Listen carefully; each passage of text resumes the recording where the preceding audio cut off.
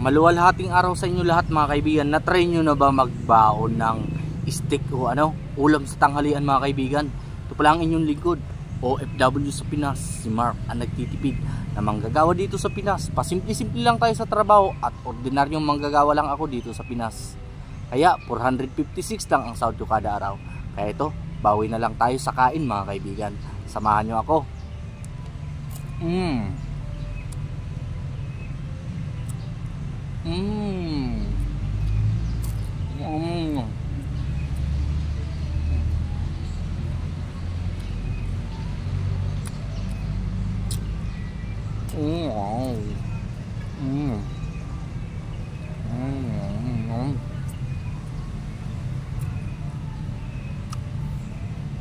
Sampung pirasong steak o mga kaibigan, 10 pesos.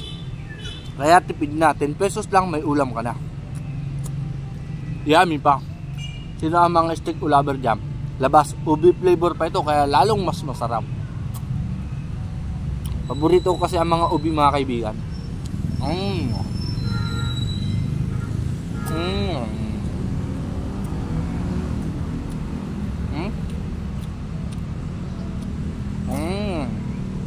Yummy.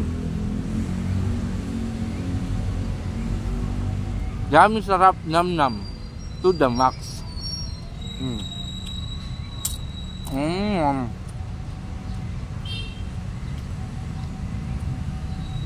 Dito pala kami sa Iriga City nagruta mga kaibigan.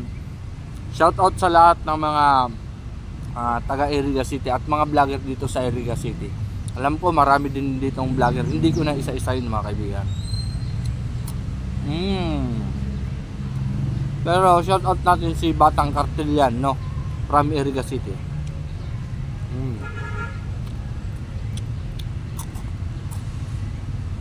Siyempre taga rito yung ating idolo Nora Honor, no, namayapan na nating idolo Nora Honor. Shout out. Basta mga taga Bicol, mga talented yan, no.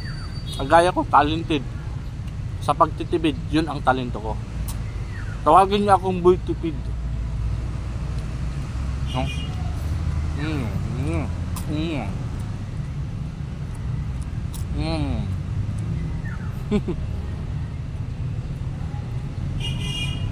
Sino na ba mga nakatry mag-ulam nito? Kasi ako, lagi ko itong inuulam. Masarap pa.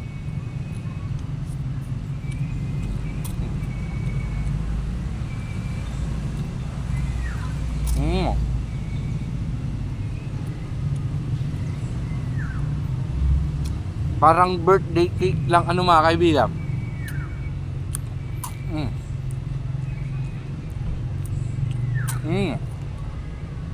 Paborito rin ito ni Mrs. Kaya mamaya pag uwi ko, bilang ko siya ng 3 piraso. Alam nyo naman ang ibig sabihin ng 3 piraso.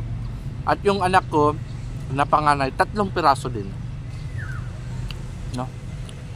Mahal na mahal ko din yung anak ko na yun, kahit medyo immaculate.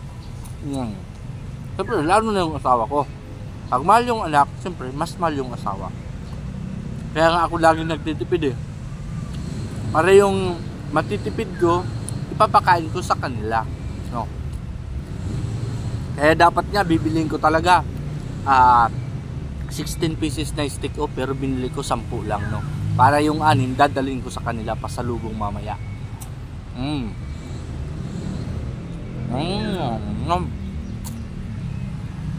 Ganito lang ako magtipid mga kaibigan. Simple lang, no? Pero legit na pagtitipid. 10 pesos mo may ulam ka na. Basta hindi ka lang mati sa buhay.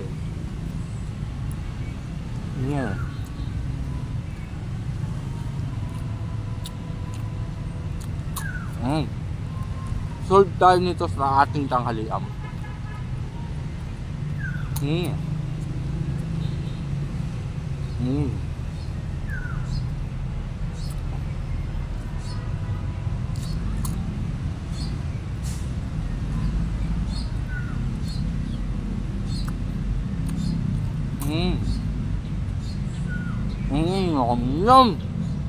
Ang sarap talaga. I-try nyo na.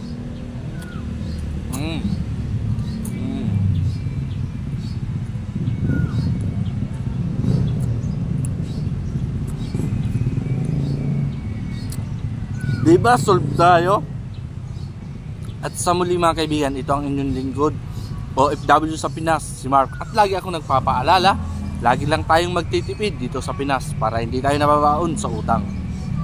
At ang inyong lingkod ay isang uragon, basta uragon, malupiton. Hanggang sa muli, that's all, mabuhay!